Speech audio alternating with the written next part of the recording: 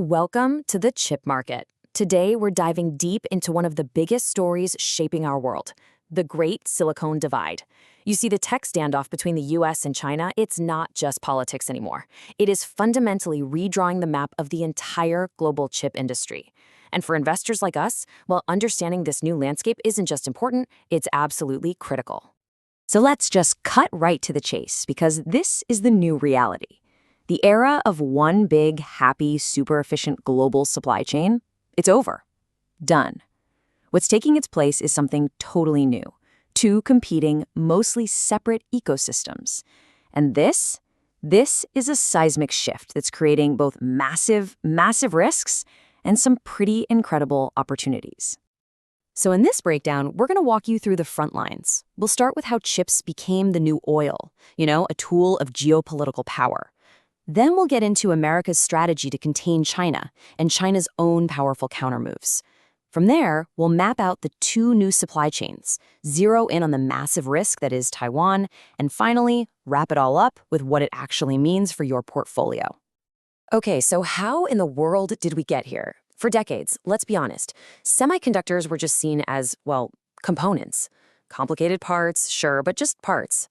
Not anymore. Today, they're viewed as critical national assets, the absolute bedrock of modern economies and military strength. This quote really just nails it. The most advanced chips are what make everything possible, from breakthroughs in AI and 5G to the most sophisticated military hardware. So you can see the thinking. If you control the supply of these chips, you basically control the technological high ground for the entire 21st century. The huge shift, the real game changer, was moving from a purely economic mindset to a strategic one. It was this dawning realization in capitals around the world that a potential adversary could, literally overnight, cut off the supply of the most critical parts for both your economy and your military. That created a vulnerability that leaders now see as totally unacceptable. And that's what kicked off this global race to secure supply chains, where national security is now way more important than just cost. Which brings us to America's strategy. The main tool in the toolbox here isn't military might, it's economic. It's about weaponizing access to the most advanced technology. The goal is pretty straightforward. Use a complex web of export controls to slow down China's technological progress, especially in the all-important field of artificial intelligence. Now, what's really fascinating here isn't just the rules themselves, it's the speed, the sheer velocity of the escalation. This policy is anything but static. It kicked off with specific high-end chips in late 2023. A few months later, they closed loopholes, like putting those same chips in laptops. And by 2025, it's a whole new tiered system, basically a tech bloc of allied nations that get special access. This isn't a one-and-done policy. It's an evolving economic battlefield. And we're talking about the real heavy hitters of AI here. For Nvidia, it's their legendary A100s and H100s, and even the custom watered-down versions they made specifically for China. It's the same story for AMD's powerhouse MI series chips and Intel's gaudy accelerators. Now, these companies keep trying to design new export-compliant chips, but it's just become this constant, high-stakes cat-and-mouse game with the regulators. But export controls are only one side of the coin. That's the stick. The other side is the carrot, a massive fire hose of government money to bring manufacturing back home. The CHIPS Act is just pouring billions into these mega projects. We're talking over $8 billion for Intel and more than $6 billion apiece for giants like TSMC and Samsung to build state-of-the-art factories right on U.S. soil. The goal couldn't be clearer. Rely less on Asia for the world's most advanced chips. Now, of course, China isn't just sitting back and taking this. It has its own incredibly powerful leverage. You see, while the U.S. might control the chip designs and the fancy manufacturing equipment, China has a virtual stranglehold on the raw materials you need to make all of it in the first place. Just look at that number, 85%. That's how much of the world's critical rare earth processing China controls. And that word processing is key. This isn't just about digging stuff out of the ground. It's about the incredibly complex and often very dirty refining process that turns raw ore into the super pure materials like gallium and germanium that the chip industry literally cannot function without. This gives Beijing a massive choke point on the entire global supply chain. And you better believe they're using that leverage. You can see the tit-for-tat escalation playing out right here. The US restricts an advanced AI chip or the lithography tools needed to make it. China responds by restricting the export of, say, gallium and germanium or rare earth magnet tech. It is a strategic chess match playing out in real time across every single link of the tech supply chain. So now the West is scrambling to catch up, and it's an all-hands-on-deck effort. You've got private companies like MP Materials in the US and Linus in Australia building out brand new processing plants. And they're often backed by huge government incentives, like the Defense Production Act in the US or the EU's Critical Raw Materials Act. The goal here is nothing short of building an entire non-Chinese supply chain, basically from scratch. So what's the end result of all these moves and counter-moves? Well, you take the US export controls, you add the CHIPS Act money, you factor in China's material restrictions, and what you get is what everyone is calling the Great Decoupling. We are literally watching the birth of two separate parallel worlds for semiconductors. And if you want to see this decoupling in action, just follow the money. I mean, look at these absolutely mind-boggling investments. TSMC is dropping $65 billion in Arizona. Intel's making a $100 billion bet on Ohio. And these are all for the most advanced, leading-edge chips. Now, contrast that with China's SMIC.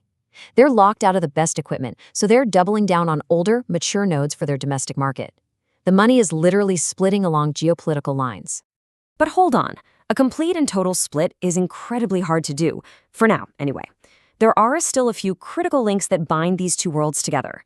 The software used to design every complex chip on the planet, that's called EDA, and it's dominated by US firms. The core design blueprints, the IP, from companies like ARM, still the global standard. And even super niche things like specialty gases and advanced packaging materials are controlled by just a handful of firms in the West and Japan. These are the last few choke points preventing total self-sufficiency.